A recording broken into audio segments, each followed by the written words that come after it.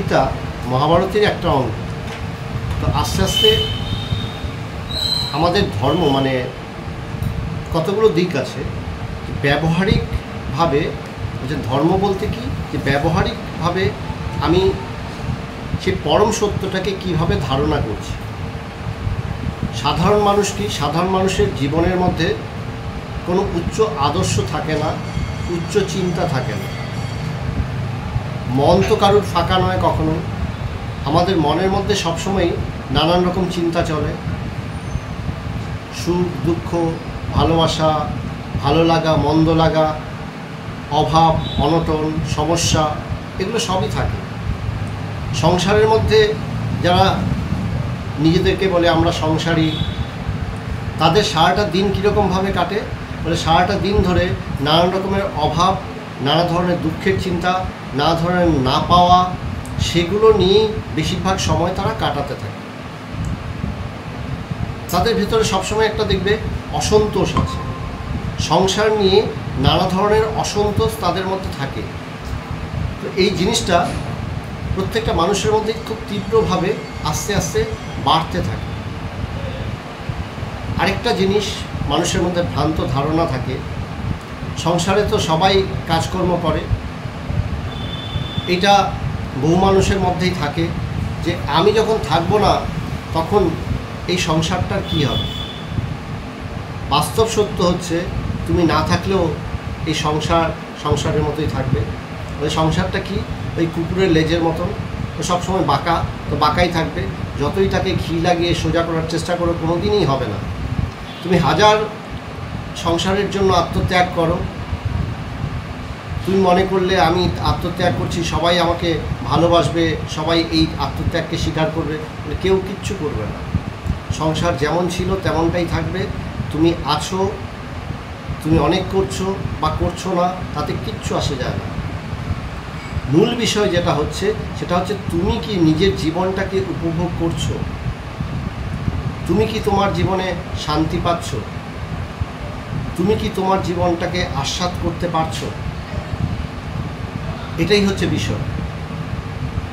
বলে আস্বাদ কে করে, বলে যখনই আমরা কোনো কিছুকে উপভোগ করি বা আস্বাদ করি তখন কি করতে হয়, বলে তখন আমার মনটা যদি ভালো থাকে তবে আমি আস্বাদ করতে পারি।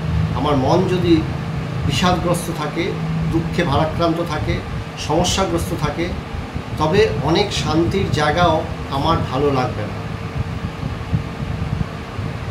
তোমার অশান্ত মন, তোমার অভাবগ্রস্ত মন, তুমি তোমাকে যদি এখন এই অভাবগ্রস্ত মন এই সবসময় বলছো আমার সমস্যা আমার সমস্যা আমার সমস্যা, তোমাকে যদি একটা খুব ভালো সুন্দর একটা জায়গায় নিয়ে যাওয়া হয়, ভীষণ সুন্দর জায়গা, সেখানে তোমাকে খুব ভালো একটা রিসর্টে নিয়ে সুন্দরভাবে রাখা হয়, থাকা খাওয়া সব কিছু কমফোর্ট দারুণ সুন্দর, সেখানে কি তুমি ভালো থাকবে? প্রাথমিকভাবে হয়তো তোমার দৃষ্টিতে তোমার মনে হবে সব কিছু কত সুন্দর এখানে, কিন্তু তোমার কিন্তু সেই অভ্যাস অনুসারে তুমি কিন্তু বলবে আমার পায়ে খুব ব্যথা, আমার কোমরে খুব ব্যথা, আমি কি খাবো, কোনো কিছুই তো হজম হয় না। তুমি কিন্তু তোমার সমস্যার কথা বারবার বলতেই থাকবে। এটা কিন্তু ভীষণ বাস্তব। আমি এরকম বহু মানুষকে দেখেছি যারা আনন্দ করতেই জানে না। কেন তারা আনন্দ করতে পারে না? কেন তাদের স্বভাবটাই তারা বানিয়ে নিয়েছে ওই রকম। তারা শুধু দুঃখের কথা বলে, দুঃখের কথা বলে চলে, বলে তার কোনো সীমা নেই। তারা যেন অসীম দুঃখের সাগরে ভেসে বেড়াচ্ছে এবং জীবনটা তারা ওইভাবেই কাটায়। তাদেরকে যদি স্বর্গেও নিয়ে যাওয়া হয়, সেই স্বর্গেও গিয়ে দেখা যাবে সেই দুঃখের কথাই বলছে, সেই স্বর্গটাকেও তারা নরক বানিয়ে ছেড়ে দেবে। এটা হচ্ছে ভীষণ সত্যি কথা। এই সত্যি কথাটা আমরা স্বীকার করতে পারি না, আমরা বুঝতেই পারি না, ধারণাই করতে পারি না। তাই বলছেন অন্যকে বা সংসারকে দোষ দিয়ে কিচ্ছু লাভ নেই। দোষ দিতে হবে কাকে? বলে নিজেকে। নিজের চিন্তাধারার পরিবর্তন দরকার।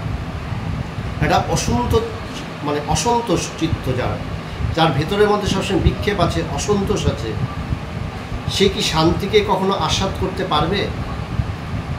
বলে কখনোই পারবে না। আমরা বলি না কেউ কেউ থাকে ভীষণ খুঁতখুঁতে টাইপের, খুঁতখুঁতে স্বভাবের হয়, বলে সব কিছুতেই সে শুধু খুদ বাছে। তো ওই স্বভাবের মানুষ কোনোদিন কি সে শান্তি পাবে? বলে সে তো সব কিছুতেই সে খুঁতি বের করবে। বলে যার ভেতরে অসন্তোষ আছে, কোনো কিছুতেই সে তৃপ্ত হয় না, সবসময় একটা অতৃপ্তি, তাকে যদি নিয়ে যাওয়া হয় যে চলো তোমাকে ঘুরতে নিয়ে যাচ্ছি, একটা দারুণ রিসর্টে থাকবে, দারুণ একটা সুন্দর পরিবেশে থাকবে, থাকা খাওয়ার সব কিছু বন্দোবস্ত আছে, ওইখানে গিয়েও ভাববে কত টাকা নষ্ট হয়ে যাচ্ছে এইভাবে, সে উপভোগই করতে পারবে না। জীবনটাকে উপভোগ করা শিখতে হয়। তো এখানে বেদগীতার একটা ছোট্ট লাইন, এটা একটু পড়ছি। বেদগীতায় বলছে, অসন্তুষ্ট ব্যক্তির কখনো আত্মতুষ্টি এবং পরম সুখ নাই। বলছেন অসন্তুষ্ট ব্যক্তি, তার আত্মতুষ্টি হয় না, তার কোনো কিছুতেই তার তুষ্টি হয় না, তাই তার পরম সুখ কখনোই সম্ভব না। তো অসন্তুষ্ট ব্যক্তিকে বলে সংসারী মাত্রেই হচ্ছে, যারা নিজেদেরকে সংসারী বলে জানে, সংসারী মাত্রেই হচ্ছে অসন্তোষ। সে সবসময় অসন্তুষ্টই থাকে, তার ভেতরে অসন্তোষটাই ভীষণভাবে থাকে, প্রকটভাবে থাকে, সে কোনো কিছুতেই সে তৃপ্ত নয়। বলে তার জীবনে কি হয়? বলে তার জীবনে পরম সুখ, সে পরম সুখ আসা কখনোই সম্ভব না। সে পরমাত্মাকে লাভ করবে, ঈশ্বর লাভ করবে, তার পক্ষে সম্ভব নয়। সে সবসময় ওইটাই করবে। তাই আমাদের শাস্ত্রে বলছে সন্তোষ, তুমি অভ্যাস করো, যা তুমি পাচ্ছ তাতেই তুমি তৃপ্ত হওয়ার অভ্যাস করো। আজ যা জুটেছে সেটাই পরম প্রসাদ হিসাবে তুমি গ্রহণ করো। তো ভগবান বলতেন, তোমার সামনে বেদান্তের এটা দর্শন। বেদান্তের দর্শন কি? বলছেন তুমি এড়িয়ে যাও না কোনো কিছুকে, ফেস ইট, তুমি ফেস করো ওটাকে। বলে একটা সমস্যা এসছে, আমরা বেশিরভাগ মানুষ কি করি? সমস্যাটা এড়িয়ে যাই, ওটা নিয়ে ভাববো না, সমস্যাটা নিয়ে ভাববো না, সমস্যাটাকে ফেস করবো না। আর কিছু মানুষ থাকে কি, সমস্যাটার গল্প শোনায়, আমার বড় সমস্যা, আমার বড় সমস্যা, এই নাকি কান্না গাইতে থাকে, আমার বড় দুঃখ, আমার বড় দুঃখ, সেই চলতে থাকে। বলে এদের কোনোদিনও উন্নতি সম্ভব না, কেউই পারবে না। যেন স্বয়ং যদি সেই পরমাত্মা তার সামনে রূপ পরিগ্রহ করে আবির্ভূত হন, তিনিও তাদেরকে উদ্ধার করতে পারবেন না, তাদের দুঃখ দূর করতে পারবেন না। বলে দুঃখ দূর করবে কে? বলছেন তাকে নিজেকে করতে হবে। বেদান্ত এটাই বলে, বেদান্ত এটাই তো তোমাকে বোঝানোর চেষ্টা করে যে তোমাকে অন্য কেউ সুখ দিতে পারবে না, তোমার চিন্তা ভাবনা পাল্টাতে হবে। তো আসল জিনিসটা কি? বলছেন আমরা উচ্চ আদর্শের কথা সাধারণত বলে থাকি। বলে তুমি ভাবো, মনকে তো তুমি কখনোই ফাঁকা রাখতে পারো না, মন তো সবসময় নানা ধরনের চিন্তা ভাবনা করবেই, সে ভাববেই। তুমি যদি ফাঁকা রাখো, সে সংসারের কথা ভাববে। সংসার বলতে কি বোঝায়? সংসার বলতে যেখানে এটা হচ্ছে না, সেটা হচ্ছে না, এটার অভাব, ওটার অসন্তোষ, এই নিয়ে চর্চা চলবে। তুমি যে কোনো জিনিসের দিকে তাকিয়ে দেখো, যে কোনো ক্লাব হোক, যে কোনো সংগঠন হোক, যে কোনো জায়গায় থাকো, তুমি দেখবে শুধু অসন্তোষ আর অসন্তোষ। এ কেন এটা করলো না, সে কেন ওটা করলো না। একটা পরিবারের মধ্যেও তাই, আমার ছেলে এই করেনি, আমার মেয়ে ওই করেনি, আমার স্ত্রী এই করেনি, আমার স্বামী ওই করছে না, শুধু অসন্তোষ। একটা সংগঠন, সেই সংগঠনের মধ্যেও সবাই সবাইকে দোষারোপ করতেই ব্যস্ত। বলে এদেরকে উদ্ধার কে করবে? বলে কেউ পারবে না। যতক্ষণ আমি দোষ আর ত্রুটি দেখতে থাকবো, ততক্ষণ আমি উদ্ধার করতে পারবো না, উদ্ধার হব না। আমাকেই পাল্টাতে হবে, আমার দোষ ত্রুটি দেখা বন্ধ করতে হবে। তাই বলা হচ্ছে এখানে, বেদগীতায় বলছে, আর জ্ঞানমার্গী লোক পরমগতি লাভ দেখিয়া শোক করেন না। বলছেন বিষাদে কখনো মনোনিবেশ করা উচিত নয়। তুমি বিষাদ, দুঃখ, বলে পরম দুঃখ লাভ হলো, ধরো কারোর মৃত্যুতে তোমার দুঃখ হলো, সেই দুঃখটা স্বাভাবিক, কিন্তু সেটাতে নিজের মনটাকে বিষাদগ্রস্ত করে আমি খালি বলেই চলেছি যে আমার অমুক চলে গেল, আমার অমুক চলে গেল, আমার অমুক চলে গেল, বলে এত বেশি বিষাদগ্রস্ত হয়ে গেছি আমি জীবনটাকে শেষ করে দিচ্ছি। বলছেন যে এই যে বিষাদে তুমি যদি এইভাবে কাটাতে থাকো তখন কি হয়, বলেন বিষাদ উত্তম বিষ, ভীষণ একটা ভয়ঙ্কর বিষ, যাহা অজ্ঞানী মূর্খকে ক্রুদ্ধ সর্পের ন্যায় মারিয়া ফেলে। বলছে একটা সাপ ভয়ঙ্কর বিষ নিয়ে সে যেন তোমাকে দংশন করে সেই বিষে তোমাকে মেরে ফেলবে, তোমাকে শেষ করে দেবে। আর তুমিও কি করছো, বোকার মতন তুমি শুধু সেই বিষাদগ্রস্ত মনটাকে তুমি ধরে রেখেছো, তুমি সেখান থেকে বেরিয়েও আসছো না, তুমি নিজেকে উদ্ধার করারও চেষ্টা করছো না। তাতে কি বলে তুমি নরক যন্ত্রণা এখন পাচ্ছ এবং নরক যন্ত্রণাই তুমি পেতে থাকবে। বলে কীভাবে দেখবে, একটা পরিবারে হয়তো অনেক সম্পদ আছে, তার সম্পদ আছে, সুখ আছে, সব ভালোই চলছিল, সুন্দরই চলছিল। কোনো সংসারই একদম পারফেক্ট হয় না, কিছু না কিছু গণ্ডগোল থাকে, কিন্তু তথাপি অনেক ভালো ছিল। হঠাৎই বিষাদ তৈরি হলো, কারোর মৃত্যুতে বিষাদ তৈরি হলো, সেই পরিবারটা ধ্বংস হতে শুরু করলো। কীরকমভাবে ধ্বংস হবে দেখবে, সেই পরিবারের মধ্যে রোগ অসুখ, জরা, এগুলো আস্তে আস্তে, এই ব্যাধি, এগুলো সব শুরু হবে। সম্পদের হানি হতে শুরু করবে, যা সম্পদ ছিল, টাকা পয়সা, সব কোথা থেকে উড়ে যাবে। যত সুখ ছিল, শান্তি ছিল, সব ধ্বংস। তাই বলছে ক্রুদ্ধ সর্পের ন্যায় এই বিষাদ তোমাকে ভয়ঙ্কর বিষ তোমার ভিতরে ঢালতে শুরু করবে, সমস্ত কিছুকে ধ্বংস করে দেবে। আর তুমি ভাববে যে আরে আমার সংসারটা কী হচ্ছে, আমার সংসারটা কী হচ্ছে। এদিকে বিষাদগ্রস্ত মন, তুমি পরিত্রাণের জন্য চেষ্টা করবে। বলে পরিত্রাণ পেতে হলে কী করতে হবে, তোমাকে আগে বিষাদ থেকে তোমাকে নিজেকে মুক্ত করতে হবে।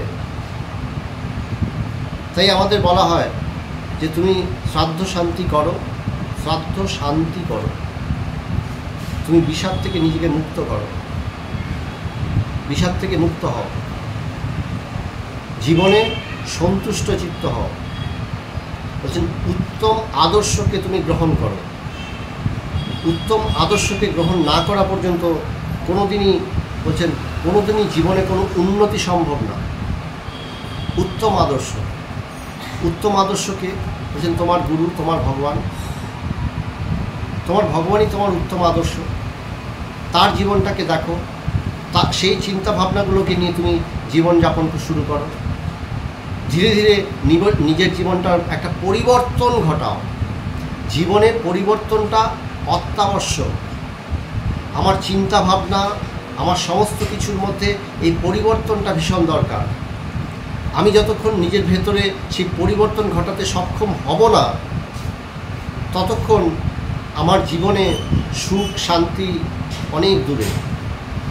আমি কোনো সুখও পাবো না, শান্তিও পাবো না। যদি সুখ পেতে হয়, শান্তি পেতে হয়, তবে কি করতে হবে, তবে আমাকে উচ্চ আদর্শকে গ্রহণ করতে হবে। তো বলছেন ভগবানের ভালোবাসা তুমি যদি লাভ করেছো, তুমি যদি গুরুর ভালোবাসা লাভ করেছো, তবে তোমাকে তোমার জীবনটাকে পাল্টাতে হবে, তোমার জীবনটাকে সুন্দরভাবে গঠন করতে হবে, এই উচ্চ আদর্শটা নিয়ে গঠন করতে হবে। তো জীবনে কি বলে, জীবনে যেমন দিন রাত হয়, দিনটা সবসময় থাকে না, দিন একটা পিরিয়ডের পরে রাত হবেই, এটা যেমন ভীষণ স্বাভাবিক, ঠিক তেমনি বলছেন তোমার জীবনেও দেখবে বিষাদ আসবে, দুঃখ আসবে, জ্বালা যন্ত্রণা আসবে। প্রত্যেকের জীবনেই তাই, প্রত্যেকের জীবনেই এটা হয়। প্রত্যেকটা সংসারেরই উত্থান পতন দুটোই হয়, ভালো দিন আবার মন্দ দিন দুটোই আসে। বলে যখন মন্দ দিন আসে তখন কি বলে, তখন তো তোমাকে সেটার সাথে লড়াই করতে হবে। কিন্তু যদি বিষাদগ্রস্ত মন থাকে, সে কি লড়তে পারে? সে লড়তে পারে না। সে কিন্তু লড়বার আগেই হেরে বসে থাকে। তোমার সংসারে একটা উৎকট সমস্যা তৈরি হলো, সেই উৎকট সমস্যার থেকে পরিত্রাণের উপায় কি? বলে বিষাদগ্রস্ত মন, সে শুধু অসন্তুষ্ট মন, অন্যের দোষ ত্রুটি খুঁজছে। সে কি সমস্যার সমাধান ঘটাতে পারবে? অসম্ভব, পারবে না। সে কি করবে? সমস্যাটাকে আরো বেশি জটিল থেকে জটিলতর করবে। বলে উপায় কি?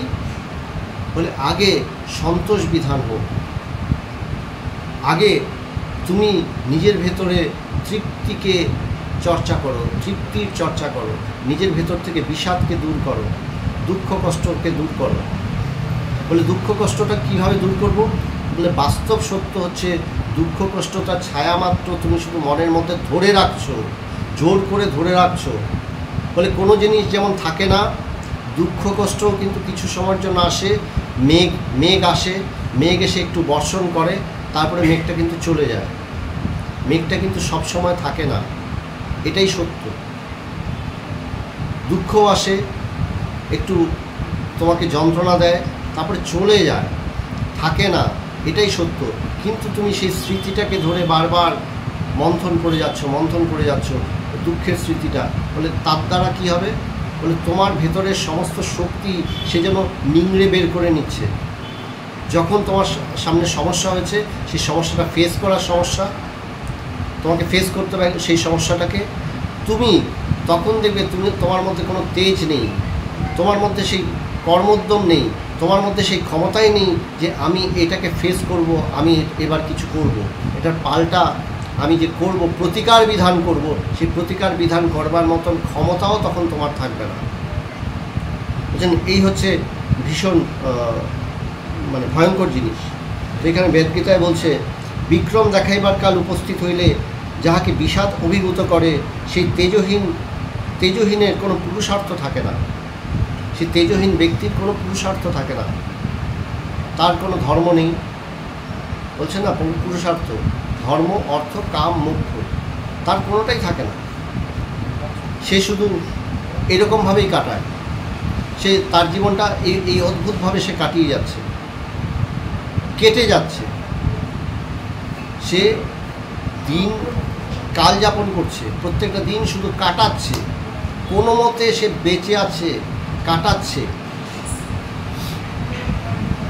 তো এই যে আজকের আলোচনাটা, এই আজকের আলোচনার মূল ইয়েটা কি? মূল বিষয়টা হচ্ছে যে তোমাকে বলছে সংসারে দুঃখ কষ্ট যেমন সত্য, দুঃখ হবে, কষ্ট হবে, বিষাদ হবে। বলে এই সমস্ত কিছুর থেকে পরিত্রাণ কী করতে হবে? আমাকে নিজেকেই করতে হবে। তাই কি বলছেন, তুমি যদি ভগবানের জীবনী দেখো, ভগবানের জীবনটাকে যদি দেখো, দেখবে তার জীবনের বহু ঘাত প্রতিঘাত ছিল, বহু প্রতিকূল অবস্থা ছিল, ভয়ঙ্করতম প্রতিকূল অবস্থা ছিল। সে ভয়ঙ্করতম প্রতিকূল অবস্থাতেও তিনি কিভাবে সামলেছেন, তিনি কিভাবে সর্বোচ্চ উচ্চ আদর্শকে ধরে নিজের জীবনযাপন করেছেন, কিন্তু সহজ সরল জীবনযাপন। সেই আদর্শটা যদি আমার জীবনেও আমি কিছুমাত্র ধারণ করি, তো আমার জীবনেও আমি কল্যাণ করতে সক্ষম হব, আমার জীবনটাও পাল্টে যাবে। তো উচ্চ আদর্শটাকে কি করতে হয়? বলে উচ্চ চিন্তা, উচ্চ ভাবনা, উচ্চ আদর্শ তুমি প্রত্যেক দিন করতে থাকো, নিত্য প্রতি অভ্যাস করতে থাকো। এই অভ্যাসটা কি বলছেন, একটা মেকানিক্যাল হয়ে যায়, অনেক সময় অনেক কিছু মেকানিক্যাল হয়ে যায়, বা অনেক সময় সংসারের নানান অবস্থা এমন তৈরি হয় যে আমি চর্চাটা করতে পারি না। রোজ হয়তো ধ্যান করছিলাম, হয়তো এমন অবস্থা হলো, আমার শরীরটাই হয়তো খারাপ হলো যে আমি ধ্যানে বসতেই পারছি না, ধ্যানে বসতেই সক্ষম হচ্ছি না। বা আমার পরিবারে এমন কোনো একটা অনুষ্ঠান চলছে যখন আমার পক্ষে ধ্যান করা সম্ভবই না। তো আমি কি করব তখন আমার উপায় কি? বলে সেই জন্যই বলছেন কিছু ধর্মাচরণ করতে হয়, কিছু অনুষ্ঠানকে রাখতে হয়। যেমন বাড়িতে তুমি পুজো করো, বলে তুমি ভগবানের ফটো বসিয়েছো, পট বসিয়েছো, তুমি সেখানে ভোগ নিবেদন করছো, পুজো করছো, বলে তুমি যতই অসুস্থ থাকো, যাই হোক না কেন, তোমাকে ওটা করতেই হবে। ওটা হচ্ছে ধর্মাচরণ। ওটা তোমাকে কি শেখাচ্ছে? বলে যতই প্রতিকূল পরিস্থিতি হোক না কেন, পরিবেশ হোক না কেন, আমাকে তো ওটা করতেই হবে। মানে তোমার সিচুয়েশন যাই হোক, তোমার চিন্তা ভাবনাকে তুমি উচ্চ আদর্শে ধরে রাখবে। বাহ্যিক আচরণটা সবসময় সম্ভব নয়, কিন্তু নিজের ভেতরের উচ্চ আদর্শ, উচ্চ চিন্তা ভাবনাকে আমি ধরে রাখবো, সেটা কিন্তু পসিবল। এই জিনিসটা আমাকে করে যেতে হবে, ক্রমাগত করে যেতে হবে, নিত্য প্রতি করতে হবে। বলে কীরকম হয়? বলে রোজই যেন একটু একটু করে, যেমন ধরো একজন ভীষণ গরিব লোক, প্রত্যেক দিন সে একটা মাটির পাত্রের মধ্যে, মাটির হাঁড়ির মধ্যে প্রত্যেক দিন সে 1 টাকা করে সে জমিয়ে যাচ্ছে। প্রত্যেক দিন সে 1 টাকার একটা কয়েন ফেলে দেয়, প্রত্যেক দিন জমাচ্ছে 1 টাকা করে। কয়েক বছর পর মাটির ভাঁড়টা যখন ভাঙা হবে, সেই হাঁড়িটা যখন ভাঙা হবে, কি দেখা যাবে? সেখানে কিন্তু বহু টাকা জমে গেছে। বলে এটা কিন্তু ভীষণ সত্যি কথা। সেই গরিব মানুষটাও কিন্তু হঠাৎ করেই দেখবে আমি ধনী হয়ে গেছি, আমি সম্পদশালী হয়ে গেছি। বলে ঠিক তেমনি আমরাও প্রত্যেক দিন এই যে উচ্চ চিন্তা করছি, ভগবানের চিন্তা করছি, এই বেদান্ত চিন্তা করছি, বেদান্ত চর্চা করছি, এর ফলে কি হচ্ছে? প্রত্যেক দিন আমি সমৃদ্ধ হচ্ছি, প্রত্যেকটা দিন আমি সমৃদ্ধ হচ্ছি, কিন্তু আমি হয়তো বুঝতে পারছি না। আমি আমার সমৃদ্ধিটা হয়তো বুঝতে পারছি না, কিন্তু আমি সমৃদ্ধ কিন্তু হচ্ছি। প্রতিটা দিন কিন্তু আমি একটু একটু করে সমৃদ্ধ হচ্ছি। একদিন একটা উপযুক্ত সময়ে যখন সেই হাঁড়িটা ভাঙা হবে, দেখা যাবে আমি আধ্যাত্মিকভাবে আজ অনেক সমৃদ্ধ। আধ্যাত্মিকভাবে সমৃদ্ধির লক্ষণ কি? বলছে তখন দেখা যাবে চরমতম প্রতিকূল পরিস্থিতিতেও আমি ভগবানের মতন শান্ত স্থিরভাবে উচ্চ আদর্শ নিয়ে জীবনযাপন করতে সক্ষম হচ্ছি। ভগবানের একটা কথা আছে যে সবশেষে হয়ে উঠতে হবে পুরো মানুষ। মানে তোমাকে পুরো মানুষ হয়ে ওঠার মানে তোমাকে আত্মজ্ঞান লাভ করতে হবে, তোমাকে মহাপুরুষ হয়ে উঠতে হবে, পুরো মানুষ মানে মহাপুরুষ হয়ে উঠতে হবে। তারপরে সবশেষে ছাড়তে হবে আধ্যাত্মিকতার অহংকার। আমি যেন নিজেকে বিরাট বড় মহাপুরুষ বানিয়েছি, তাই বাকি সব সাধারণ, এরা কিচ্ছু বোঝে না, এরা কোনোদিন কিচ্ছু বুঝবে না, এই অহংকারটা নিয়ে আমি কাল যাপন করছি এবং সবাইকে বুঝিয়ে যাচ্ছি তুমি কোনোদিন কিচ্ছু বুঝবে না। বলে সংসারে হয় না, সংসারে দেখবে একজন আরেকজনকে বলে, স্বামী স্ত্রীকে বলছে, স্ত্রী স্বামীকে বলছে তুমি কিচ্ছু বোঝো না, তুমি কোনোদিন কিচ্ছু বুঝবে না, তুমি কিচ্ছু করলে না। বলে এইটা সংসারে একজন আরেকজনকে শোনায়। তা আমি মহাপুরুষ হলাম, আমি আত্মজ্ঞানী পুরুষ হলাম, তারপরে আমি সমস্ত সংসারের সমস্ত মানুষদের দিকে তাকিয়ে দেখছি, জগতের সমস্ত মানুষদের দিকে তাকিয়ে যাচ্ছি, এরা সাধারণ, এরা কিচ্ছু বুঝবে না, আমি আত্মজ্ঞান লাভ করেছি, আমি ঈশ্বর লাভ করেছি। বলে তাহলে বুঝতে হবে তুমি প্রকৃত আত্মজ্ঞান লাভ করনি। তাই ভগবান লিখেছেন হয়ে উঠতে হবে পুরো মানুষ, সবশেষে ছাড়তে হবে আধ্যাত্মিকতার অহংকার, যে আমি বিরাট মহাপুরুষ হয়ে গেছি, আমি কেউ কেটা হয়ে গেছি। বলছে তা নয়। বলে প্রকৃত মহাপুরুষ সে যেন আবার সহজ সাধারণ জীবন। বলে তুমি যেখানে যেমন আছো তেমনটাই, কিন্তু ভেতরে তেজে পরিপূর্ণ। তেজ বলতে বলছেন একটা দীপ্তি, ভেতরের অন্তর্জ্যোতি, একটা দীপ্তি, এমন তেজ যে কোনো জিনিস, যে কোনো সিচুয়েশন যত প্রতিকূলই হোক না কেন, আমার শান্তি বিঘ্নিত হয় না, আমার আলোটা যেন কমে না। ধরো একটা প্রদীপ জ্বলছে, প্রচণ্ড বাতাস হচ্ছে, ঝড় বৃষ্টি হচ্ছে, কিন্তু সেই প্রদীপটা কোনোভাবেই নিভছে না, একইভাবে জ্বলছে। বলে ঠিক তেমনি আমার ভেতরেও একটা অন্তর্জ্যোতি আছে। প্রত্যেক দিন যে নিত্য প্রতি তুমি বেদান্ত চর্চা করছো, এই নিত্য প্রতি বেদান্ত চর্চা করছো, ভগবানের জীবনীর থেকে তুমি উচ্চ আদর্শে নিজেকে প্রতিষ্ঠিত করছো।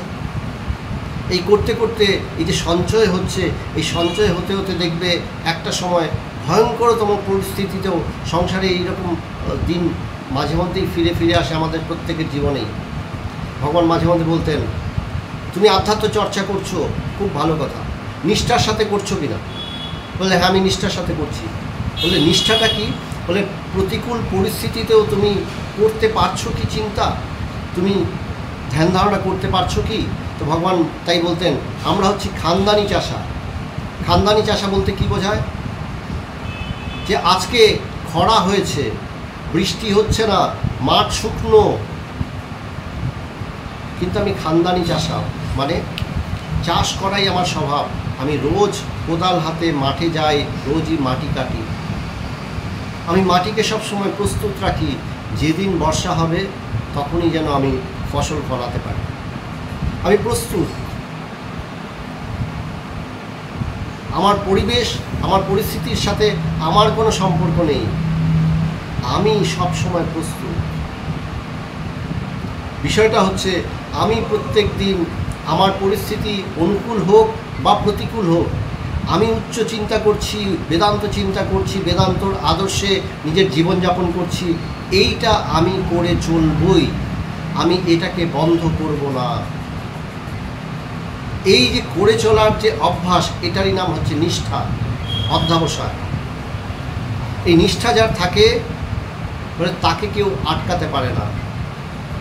বলে এই নিষ্ঠার সাথে আমার জীবনটা যাপন করতে হবে, এই নিষ্ঠা ধরে থাকতে হবে, এই উচ্চ আদর্শের নিষ্ঠাটাকে ধরে রাখতে হবে। বলে এই নিষ্ঠাটাকে ধরে রাখার জন্যই কিছু কিছু ধর্মাচরণ পালন করতে হবে। ধরো ঠাকুর দেওয়া, তুমি তোমার মতন তৈরি করো। কেউ শাস্ত্র চর্চা করে, কেউ প্রত্যেক দিন সকালবেলা উঠে বা স্নানের পরে গীতা পাঠ করে, শাস্ত্র পাঠ করে। তুমি তোমার মতন করে একটা নিষ্ঠাকে ধারণ করো, যেটা তোমার উচ্চ আদর্শটা তোমাকে ধরতে সাহায্য করে। জীবনের প্রত্যেকটা সময় সেই উচ্চ আদর্শ নিয়ে তুমি কাটাতে পারো, তোমাকে সেই চিন্তা করতে তোমাকে সাহায্য করে। বলে সেটা খুব ইম্পর্ট্যান্ট।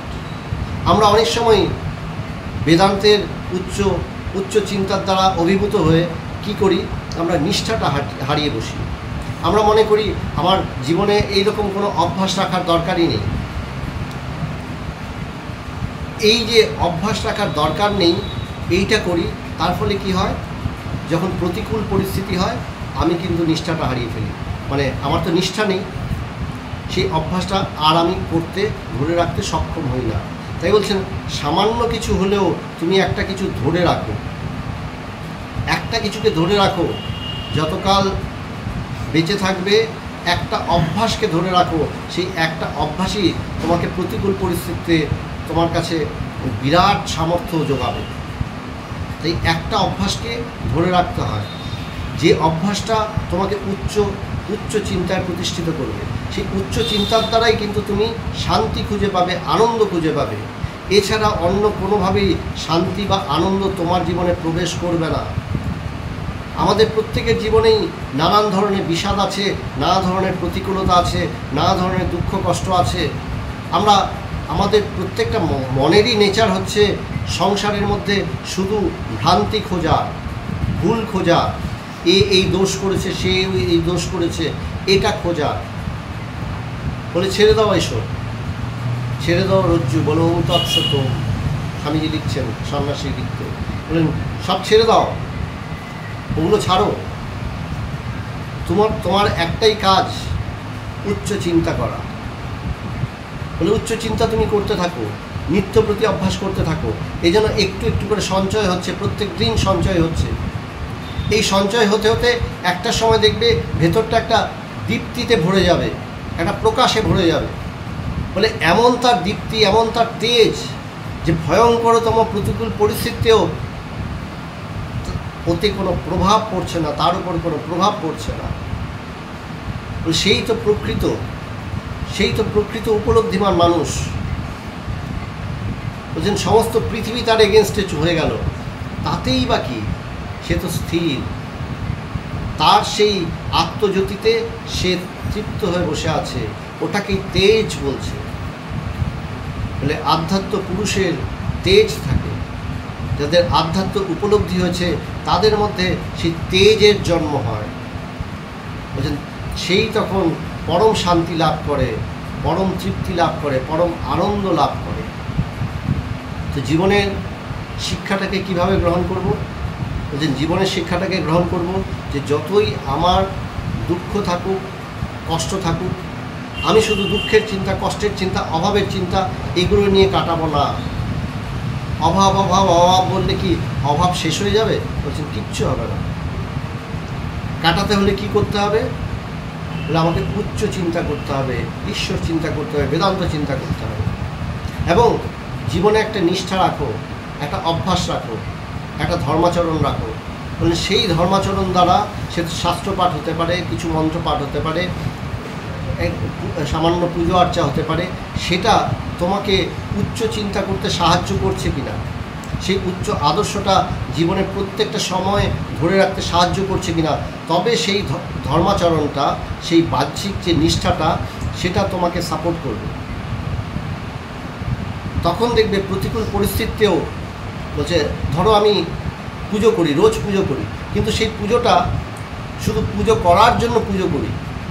বেশিরভাগ বাড়িতেই দেখবে রোজ সন্ধ্যাবেলা পুজো করা হয়, সকালবেলা উঠে একটু ঠাকুরকে দেখিয়ে দিল, ধূপকাঠি ঘুরিয়ে দিল, সেটা মেশিনের মতন বলে করছে, মেশিনের মতন, কিন্তু তার কোনো রিফ্লেকশন নিজের জীবনে নেই, ওটা অর্থহীন। সেই পূজা অর্থহীন, সেই ধর্মাচরণ অর্থহীন। যে ধর্মাচরণ আমাকে প্রতিষ্ঠিত করছে, উচ্চ আদর্শে প্রতিষ্ঠিত করছে, নিত্য প্রতি আমাকে স্মরণ করিয়ে দিচ্ছে, উচ্চ আদর্শটা স্মরণ করিয়ে দিচ্ছে, আমাকে বেদান্ত চিন্তা করতে প্রোৎসাহিত করছে প্রত্যেকটা মুহূর্তে, সেই ধর্মাচরণটাই প্রকৃত ধর্মাচরণ বলে। নয়তো বাহ্যিক যে পুজো আছে, বা ধরো অনেকে এরকম করেন, স্নান করে উঠে গীতা পাঠ করেন, কিন্তু গীতার সেই আদর্শটাকে যদি নিজের জীবনে গ্রহণ না করলাম, তাহলে লাভ কী? বহু মানুষ আছে গীতা তাদের মুখস্থ, গীতা কণ্ঠস্থ বলে যাবে, কিন্তু দেখা যাবে গীতার সেই জ্ঞান তাকে তার জীবনের চিন্তাভাবনার মধ্যে কোনো প্রতিফলন নেই, চিন্তাভাবনার মধ্যে কোনো প্রতিক্রিয়া তৈরি করছে না, তবে সেই গীতা মুখস্থ করে নেওয়াটা অর্থহীন হয়ে গেল। তুমি রোজ পুজো করছো, তুমি রোজ গিয়ে মন্দিরে শিবের মাথায় জল ঢালছো, তাতে কি তোমার কি পরিত্রাণ সম্ভব? ও তো একটা বাহ্যিক অভ্যাস মাত্র। পরিত্রাণ সম্ভব? বলছে পরিত্রাণ তখনই সম্ভব যদি তোমার চিন্তা ভাবনায় তার প্রতিফলন দেখা দেয়। আমাকে তাই বিচার করতে হবে যে আমার চিন্তা ভাবনায় কি প্রতিফলন ঘটছে, আমি উচ্চ আদর্শ জীবনযাপন করছি, আমি কি সন্তুষ্ট থাকছি।